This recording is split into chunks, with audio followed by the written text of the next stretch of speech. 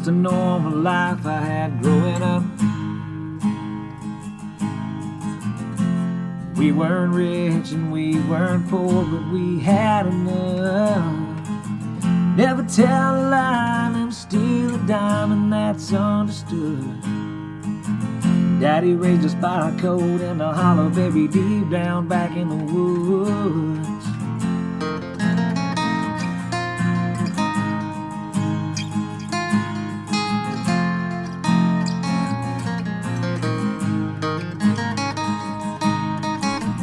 River ran as clear as a mountain spring. It was our tradition, our way of life, and our family name. Daddy died in June, and man, it tore my world apart.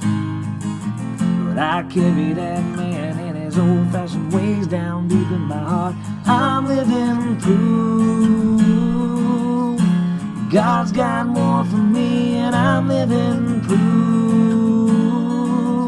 I've seen the gates of hell and I walk right through. Yeah, life can knock me down if it wants to. I'll stand right up and fight back, 'cause I'm living proof.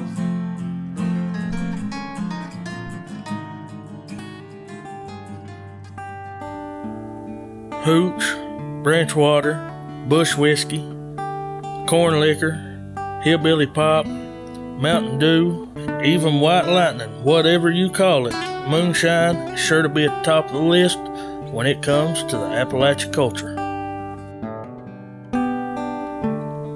When some people hear the term moonshiners, they often think of lawless, ragged, uneducated mountain folks, just working the hills and hollers of the Appalachian Mountains, mixing batches of clear liquid from rotten corn with water from the closest stream, distilling it through whatever metal parts they can find.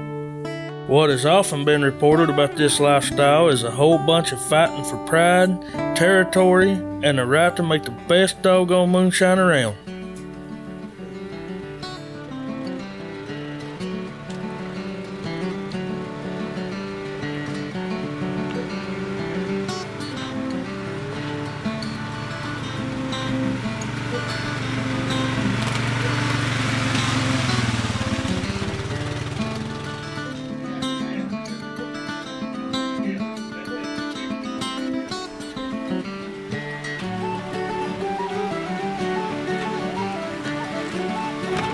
I think that'll roll.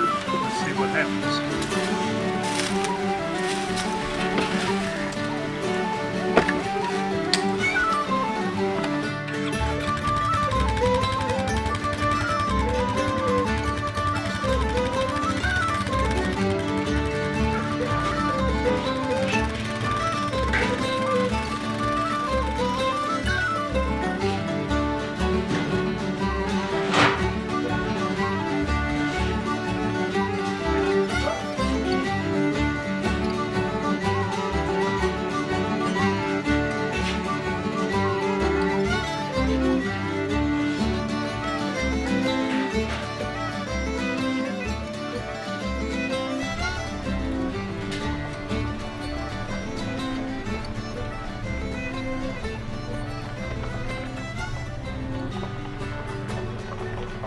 Moonshine gets its name from the way it was made, by the light of the moon.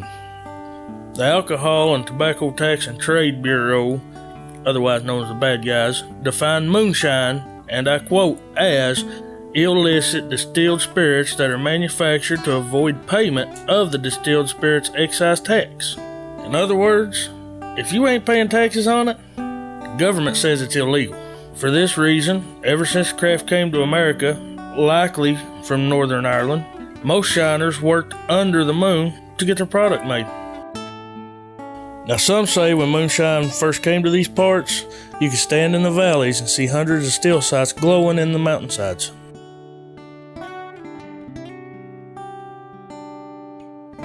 As far back as my buddies Van Fields and Jeff Edwards can remember, their families have depended on moonshine as a means of survival.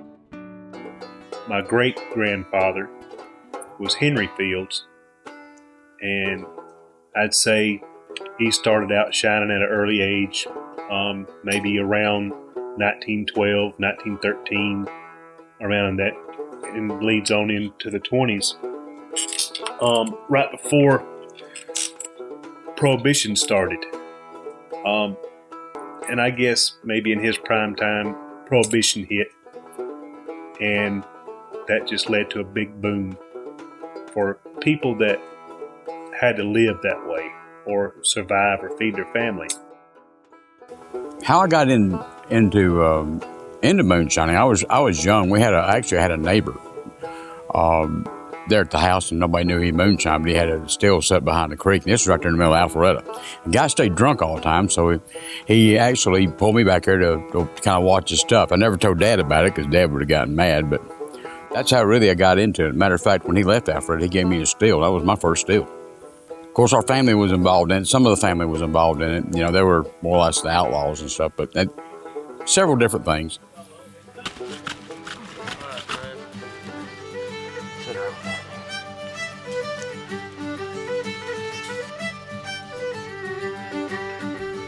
With this new interest in moonshine, y'all need to know that it ain't as easy, prosperous, or safe as some would have you believe.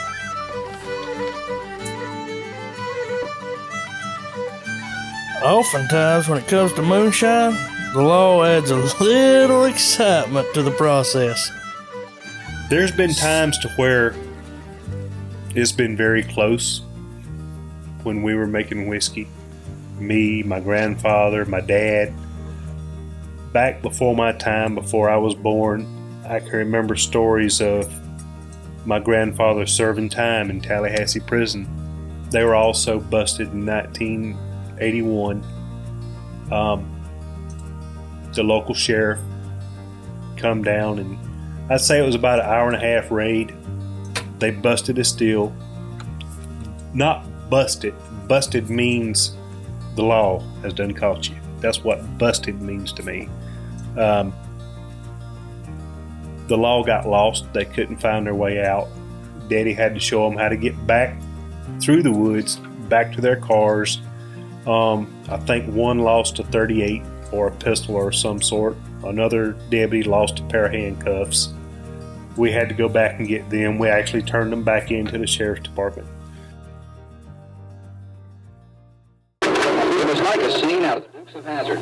Sheriff's deputies converged on the still located about 100 yards off Mount Zion Church Road near the Aiken County-Edgefield County line shortly after midnight. Deep in the woods, they found a still covered with pine boughs.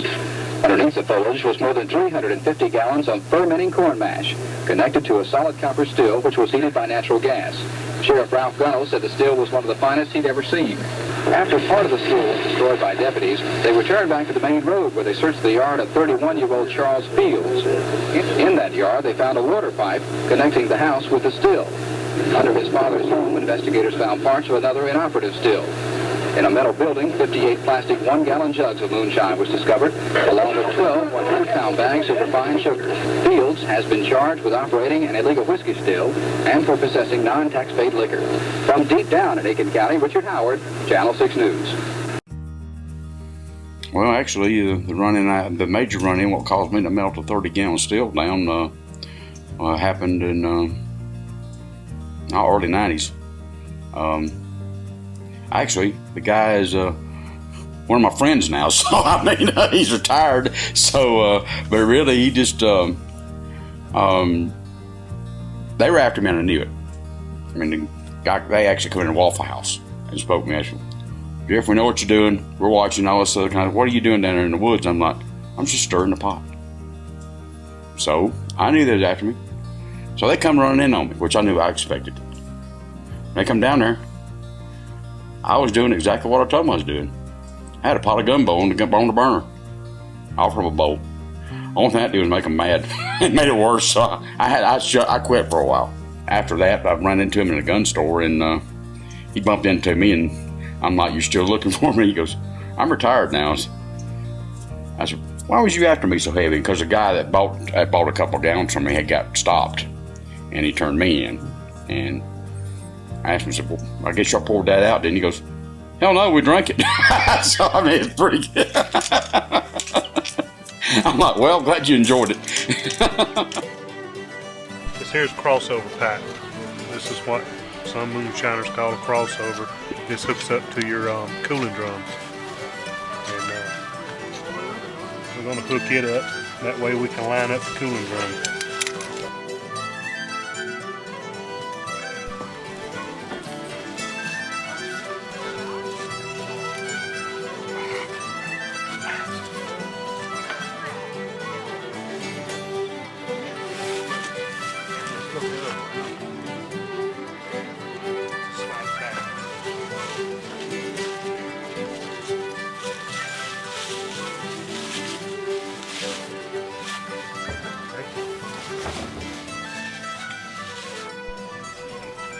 Even though shiners are a tight-knit group that'll come together to help each other in a bind, their families are the ones that make the biggest sacrifice. When it comes to shining, you know, people say it's in your blood and it's this and it's that. You also have to think about the risk factors when it comes to moonshining. If you're a true shiner, you have to stop and think, well, what can you do? What can't you do? People want to come over if you have friends, or if your children have friends, say from school, if they want to come in or spend the weekend. They have to understand that I may have something to do, like on Saturday or Sunday. When these barrels are ready, I've got to run them. So it goes back to my children have to understand that too.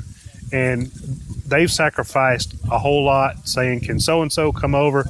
No, honey, I've got things to do, and you know why. They say, okay, Daddy. So that's a part of it.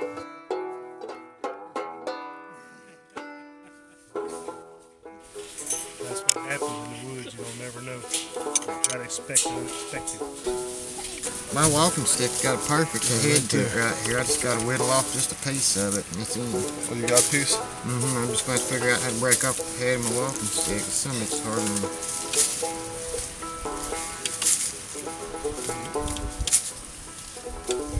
things a lot lady uses first. Now, one of the biggest issues when it comes to the fascination of moonshine is the dangers and the risks that come with the territory. After my grandfather had passed away, a couple of days later, I had 3 or 4 barrels of beer to run. At that time, I didn't have a clear mind. I had my mind on my grandfather, my family. I just lost my dad. I'd actually just lost my father-in-law too, within a matter of days before my father passed away. I went in to do my thing. I went in to run my beer because I knew that's what I had to do.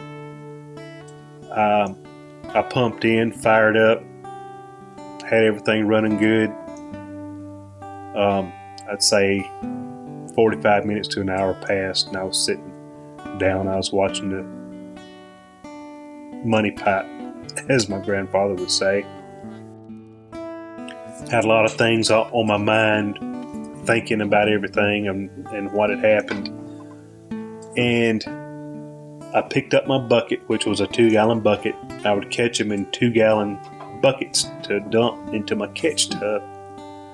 I poured it over in there, and I sat down and I got to thinking again about everything that happened, and my family was gone. And I wanted to check how much I had run. I looked over and my flashlight was about 20 feet from me, sitting on the tailgate of a truck. I actually saw it, and something just told me, said, the hell with it, you don't need your flashlight. I reached in my pocket and lifted up my strainer cloth to keep anything from getting in my whiskey. I lifted it up and I took my lighter and I struck it. And as soon as I struck it, I knew I messed up. For y'all that don't know this process, here it goes. Now, you got your beer mash in your copper pot. It's going to heat up and it's going to turn to alcohol vapors. That vapor is going to run across the arm down into the thump keg, where it's going to cool back into a liquid. As it cools back into a liquid, more vapors will come in. It's going to heat that up. it's going to turn back into a vapor. This is why it is called a doubler or second distiller. As those alcohol vapors heat up again, they're going to move up through the crossover pipe, down into the flake stand or condenser. Now, your coils is submerged in water. This is cooling the vapors back into a liquid. Now, this cooled liquid alcohol is going to come out the worm and into the catch tub, where it's then going to be graded, proofed, and ready for consumption. That catch tub was on fire. Solid blue, white, crystal clear. You could almost not see it flame. And I had to make a choice on whether to walk out of there and let everything burn down, let my building burn down, let a propane tank blow up, possible large alcohol fire. I had a 2.5 gallon or 2.5 barrel outfit still, a lot larger than that, possibly catch on fire and blow up. Instinct told me to pick that catch tub up, bear hug it, pick it up and walk it out of that storage building or wherever I was at. Well, I tripped, and that alcohol splashed out of that catch tub. It splashed down my shirt, it run down my pants, it soaked into my socks, right in this area here. Wherever that alcohol went, that blue flame followed. I was walking flame. I finally realized to drop and roll to put myself out. When I did, I took my hands crossways like this up under my arms. My thumbs went under both armpits, and when I jumped to roll, I broke this thumb. It actually went to here on my arm. I broke it. At that point, I started panicking. I went into panic mode and half shock. I tried to take my pants off. Didn't have overalls. I had regular pants. And how I burnt my hands was I was trying to unbutton my pants to take them off. That was my instinct, to get my pants off. So what are you going to do at that point? I couldn't call 911. I couldn't call the fire department and say, hey, I got a fire down here. My steel might blow up. What was I to do? I was hollering and screaming for my wife. I said, hey, come out here. There's been an accident. I know I scared her. She knew I was hurt. She didn't know what to do. I got in the car, and my wife drove me to the local hospital. At that point, my whole body was shaking. I was hurting. I couldn't hold back the pain then at that point, because it'd been probably close to an hour of walking around being burnt. I've got scars on my hands here, up my arms, down my arms. My thighs are on the inside of my thighs from here to here are burnt. And my shin from here to here, actually where my sock fit, was full of alcohol. And that's where my leg caught the worst. I had to have skin grafts. So, and that goes back to say, anybody that's out there that don't know what they're doing on YouTube, trying to look for answers or know how, and they think they know how, you can get hurt. I'm going to try to bring up the temperature too quick. Right.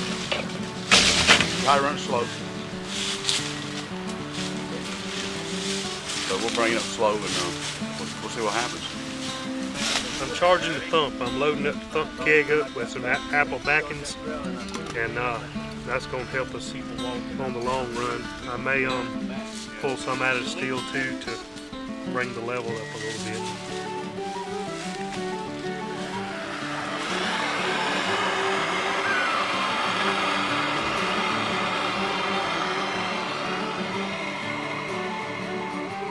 Aside from the dangers and risks for a moonshiner trying to get by, trust is the only way to survive.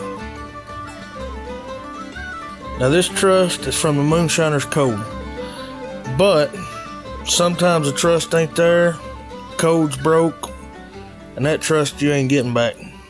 I got a phone call one day from a friend of mine, and they needed some help. They was running low on some whiskey, and I said, well, come on over. I got about 5 gallons, and I don't want anything for it. I'm just giving it to you as friendship, to help you out. They showed up, and I'd never met him before, and things kind of went south with that partner he had, and she started tainting my liquor and stuff like that. I didn't know anything about it. And as far as doing the right thing, and people say Shiner code and this and that, Jeff didn't know me from Adam's house cat, and it ate him up because he found out what this person was doing, and he called me. He goes, well, I got a 50-50 shot of him talking to me or telling me to kiss my ass. I don't want to just go on. Well, he called, we talked, and that was the right thing for Jeff to do because we've been together for over 1.5 years now. And he's my best partner when it comes to this shining business. It started a few weeks ago when some guy, I guess he thought was smart to put out a report that they was investigated or seen by the GBI, and they was investigating somebody else. Well, one thing, that didn't make a lot of sense. It does not work that way. And I got a call from a very well-known, somebody that was very highly respected. And what she told me I knew was true, because her word is gold in this business. I set out the alarm, and before I even got first 3 phone calls made, I've already got another call from a fellow shiner, which he's standing back there now, Rich Minnick, and he wanted to know what the heck was going on. And basically it ended up with about, I would say probably, I know at least 5 or 6 of us that torn down and moved and just quit because we thought this guy was ratting us out. And what this boils down to is that we circle the wagons. You can tell who you can trust. That's why these people standing back here back with me today is because of that. We're showing unity, trust, and it's called code. That's what it is. Shiner code to me means friendship and trust. You have a small circle of friends that you can actually talk to. It's not in a book. It's in your mind, it's in your heart. It's what the right thing to do is for a fellow shiner. And that's what Shiner code is trust and friendship and always doing the right thing. I have people ask me, what is code? Is there a book? And you see on the shows, they never explain what code is. Code is a code of ethics. It's something that you know what is right and what is wrong. It's in your heart. That's what code is. You know what's right and you know what's wrong. You don't go turn in a fellow moonshiner because he's better than you or he makes better whiskey. You just try to make yours better. That's all you do. And if it comes down to it, we all try to help each other when things go down.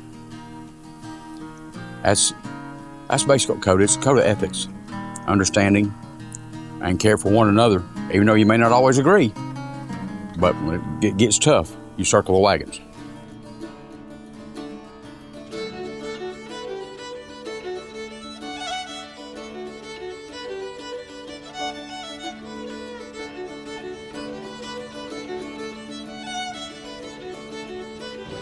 Where did Brad go?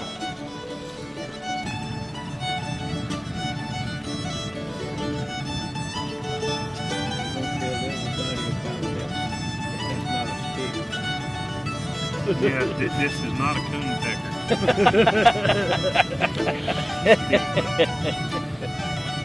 I don't do the D, I do the S.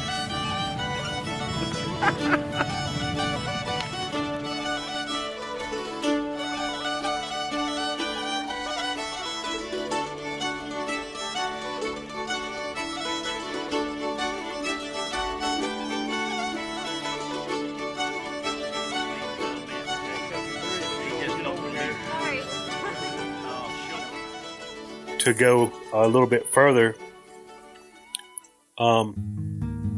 November the 13th of this year, I called him and I said, Jeff, I don't feel good. I said, I just don't feel right. And plus, he's had these issues in the past, in his own history. I said, Jeff, I don't feel good. I said, he told me he goes take 4 aspirin and call me in 30 minutes.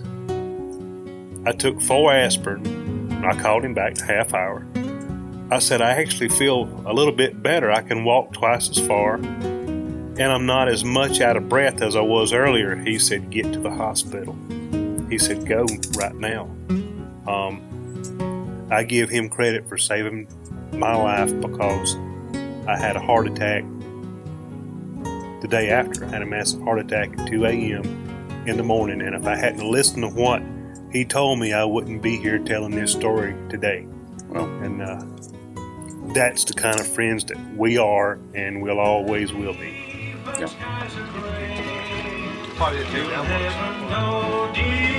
100 proof, dead on the money. 100. That's 100. That's what our peach was. Yeah.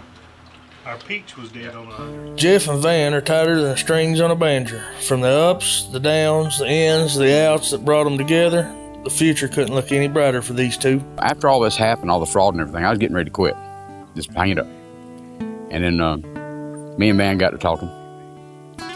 And kind of put our stuff together, see what we could do. And he's learned brandy from me, and I'm learning corn from him. I do some tweaks to the corn, and what you see is what you get. It's turned out pretty good, I think, because we've had nothing but good reviews. And when you go up there and you can mix it up with the baddest of bad, and you're coming out on close to being on top, you're getting everybody's attention. We're doing something right.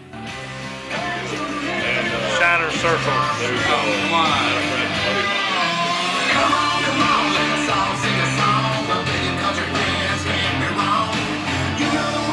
You don't ever have anything to say, do you? Not much. All right.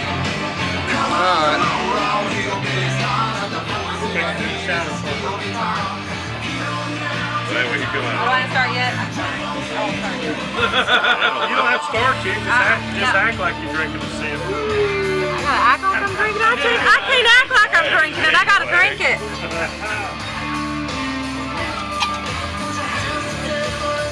Yes. What you got to say there? 96. Yeah, that's straight corn, dude.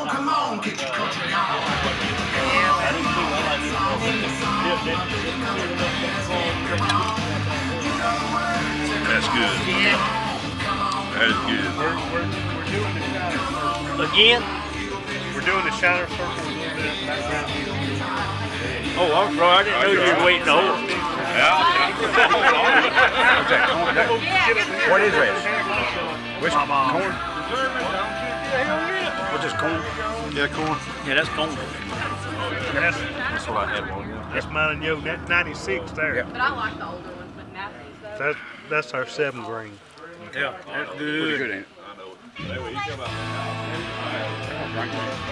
Ain't you been in a circle before? Dude, Deja vu. have you ever heard that song, Will the Circle Be Unbroken? No, it won't. Not with him around, no. Don't get a leg. Don't get a leg. They got they smelling that. They need to get back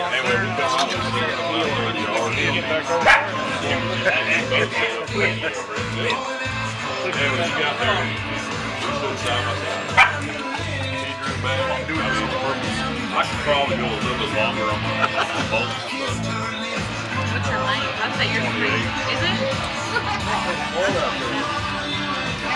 But even at 28, the way that bear's going with the guns and everything. Hell, Oh, look who's here. oh, You full draw? it's his twin brother. Look, we're everywhere. See, one time I Smells like 96. bought me. I didn't have it before, so I had to tell him. He went and bought me like Tastes like 96. good stuff right there, boy. Yes, sir. Yes, sir. Now we went full circle. Full circle, yes, sir. Repeat. You always Oh, gotta, look who it is. you always gotta fill in the gaps. No, but he went and bought me a Budweiser.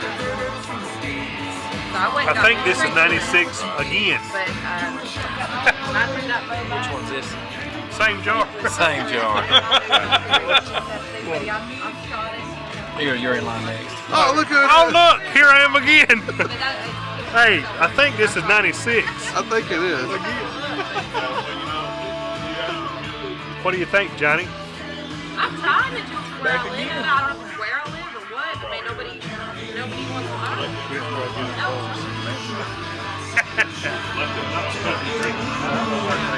Wait a minute, it's the same jar. Hey, when we gonna get something else? Are you complaining? Pass that orange around. Well, She's just as pissed back to our circle of friends. I think we need to kick one out. Get in there with me. I see it. No. You know Trailer Friends? You know what's your favorite album? You know Hell on You? Yeah. I know that one. Play it. I'll play it and we can see. I want to be working in or running my own distillery. That's my goal, is go legal. You know, I've done this all my life. Whether it's being full-time, part-time, or a couple of months here and there, it's always a part of what I wanted to do. In the next 5 or 10 years, I want to take what my grandfather taught me, what my daddy taught me, and what I know, and take it to the next level. It's hard to get started, but going on 52 years old, it's time that I quit looking over my shoulder. Our products is good enough if we can run with anybody out there on that shelf. Taste test. You don't prove yourself, taste test out of the pipe. That's all I'm telling you. I want to fulfill my daddy's dream. His life got cut short. I'm lucky to still be here, and I'll say that because I had a heart attack. I'm still here, and while I've got that chance, I thank the good Lord above, and I want to fulfill his dream and mine. I want to put my whiskey on the shelf within the next 5 to 10 years. I'm tired of looking over my shoulder. And plus, I start this, who knows what down the road that some of my family members might pick it up after I'm gone. That's where I see myself in 5 to 10 years.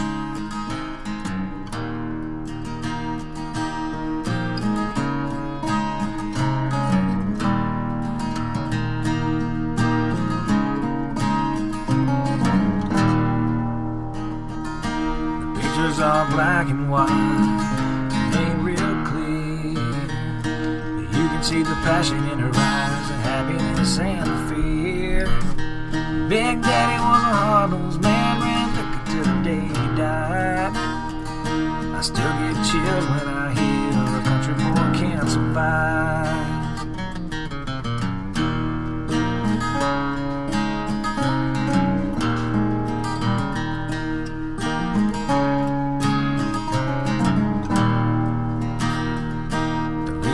Great Depression and came out on top. Saddled up to 2 world wars, never thought about wanting to stop. Granddaddy was a guitar man, he lived his life putting words to rhyme. I got his blood in my veins and I'll carry him down the line. Hey, that's my bloodline just the same. Good and bad, right or wrong, some things ain't never change. Hey, that's my bloodline purified. You forget where you come from, that's when generations die.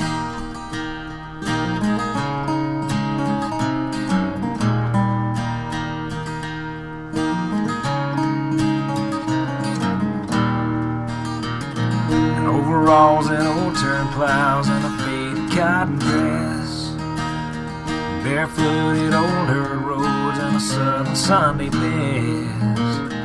In a time when life was hard, honor took the stage. God, family, country, and the home of the brave. Hey, that's my bloodline just the same. Good and bad, right or wrong, some things ain't never change. Hey, that's my bloodline purified. You forget where you come from, that's when generations died. Hey, that's my bloodline just the same. Good and bad, right or wrong, some things ain't never change. Hey, that's my bloodline purified. You forget where you come from, that's when generations die.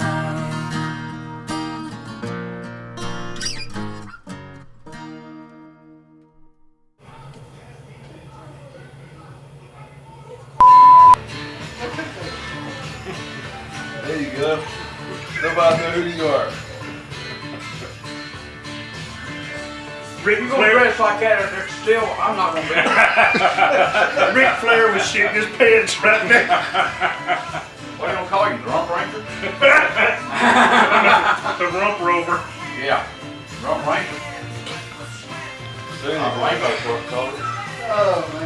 This is Pappy's long lost brother. This is Snappy.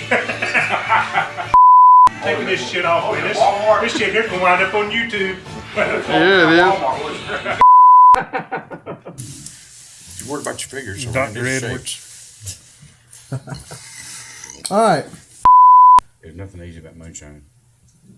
You know, I don't go kick everybody out of the kitchen, throw my doggone pressure cooker up there and start start making whiskey. That's not how it's done. Yep. I mean, it just, Paula Dean be pissed off. I guess she would, wouldn't she? Yeah. I bet she'd like her shine.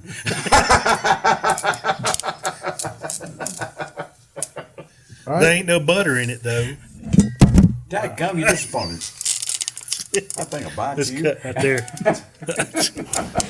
Put that mic back up. Why? Is that thing talking to you? No, it fell off that jar. It did? Yeah. Well, if I sit on it, I'll probably fall off of it too. All right. Hurry up, I'm fixing to fart. God. Woo! Elvis ain't got shit on this. Ready? Yeah. Do it now. One person or woman had used the excuse that she had been abused and all this other kind of stuff, and she's supposed to be a fellow shiner, and got her still taken away, and she couldn't get it. What are you guys doing? Hey, there's a camera. Get out from behind me, you naked rascal, you. Get out of here, Kentucky.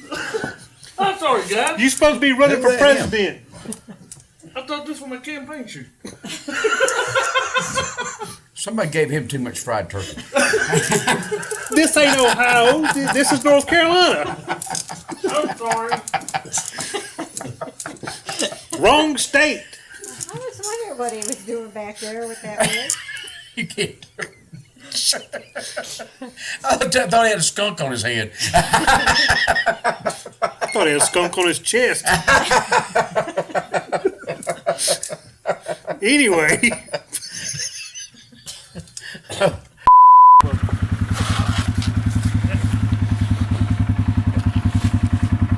Hey, I ain't got no drawers on. No, that's good. That's good. That good? Yeah. That's exactly what it looked like right there. I'll be doing the filming. And I told him, I said, None, yeah. and Your damn business. he said, Well, now, is he going to be in the same We prison need to cell name both as because you that gives whenever him you get done? I'm like, no, I'm not doing anything wrong. Everything's legit. I just wanted to check. Tell see him. if y'all was going to jail at the same time. He said it would be an honor to share a jail cell with me. That's right. you know, Came out with some good whiskey, wouldn't it? Everclear and a torch.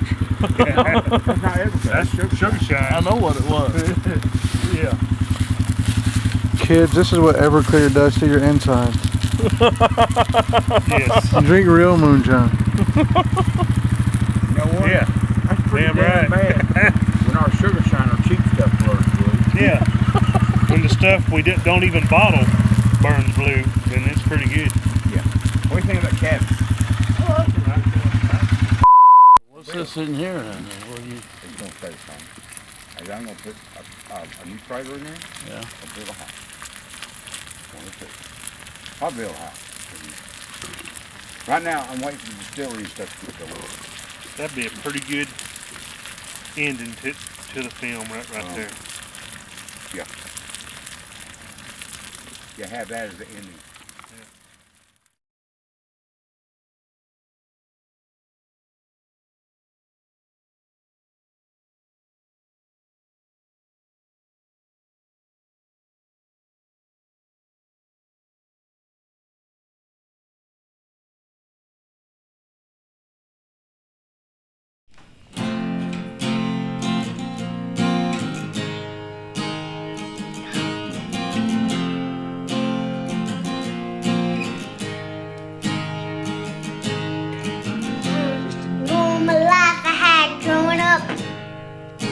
But we weren't rich and we weren't poor, but we had enough.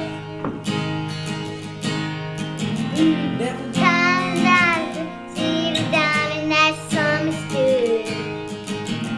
But I carry that old man, the old-fashioned ways down deep in my heart. I'm living true. I seen the gates of him and I walk right through. If I want to, I stand right up and fight back 'cause I'm living proof.